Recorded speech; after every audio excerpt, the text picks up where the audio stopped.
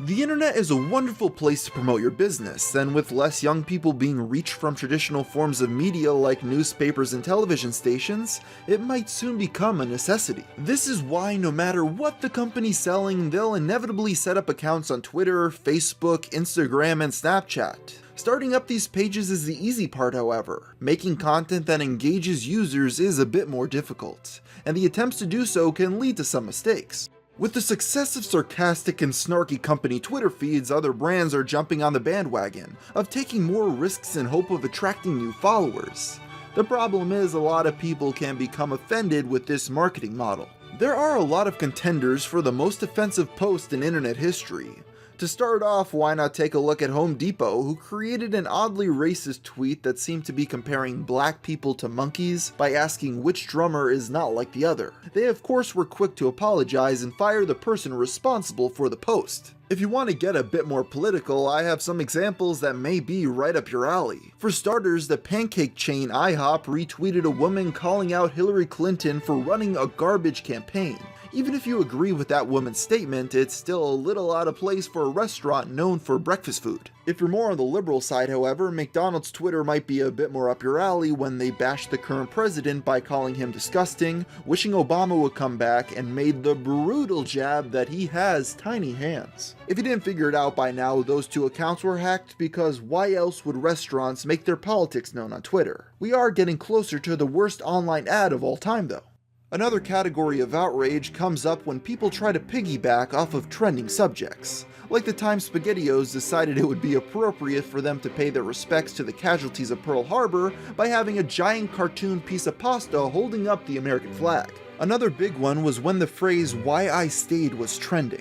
This was a hashtag where victims of domestic abuse explain why they stayed with their partner even after being threatened, beaten, or in some cases even raped. DiGiorno responded, "#why I stayed, you had pizza." I must tell you that even this frozen pizza tweet is not, in my opinion, the most offensive ad online. I thought very hard about this, and decided to go with an answer less expected, one that some would consider a technicality, and that is Subway's 9/11 Remembrance promotion. Feast your eyes on this deal, giving people 2-foot-long subs for only $9.11.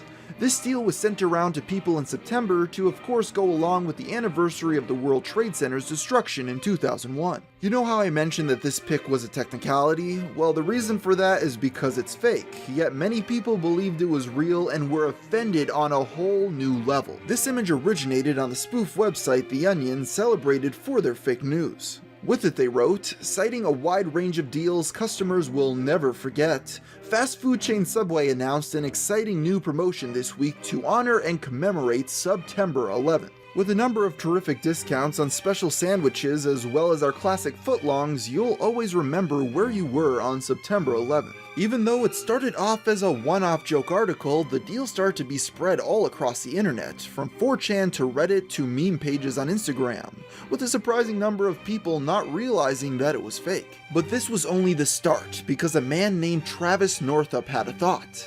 What if he actually tried to use this coupon on September 11th at Subway, and he went about doing just that with the camera rolling? Is that a good coupon or no? It's good? Okay. Did you already give him the coupon? Yeah. It's a pretty cool deal for 9/11, huh? Dude, I can't believe they did that, dude. That's right, a fake ad with lines such as "fly on in for September 11th" and "you will never forget this deal" was actually accepted at the store, leading to the fake Onion article becoming more real than anyone ever expected. The real nail in the coffin as to why I consider this the most offensive ad on the internet is Subway's response, where they wrote, "Like everyone, we are deeply offended by the fake story and ad created by The Onion." If the company themselves are that disgusted by it, then it's without a doubt the most offensive ad of internet history.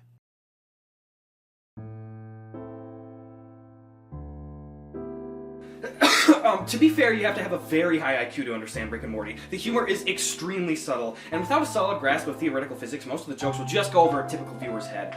There's also Rick's nihilistic outlook, which is deftly woven into his characterization. His personal philosophy draws heavily from Narodanavoya literature, for instance. The fans will understand this stuff. They have the intellectual capacity to truly appreciate the depths of these jokes, to realize that they're not just funny, they're saying something deep about life. As a consequence, people who dislike Rick and Morty truly are idiots.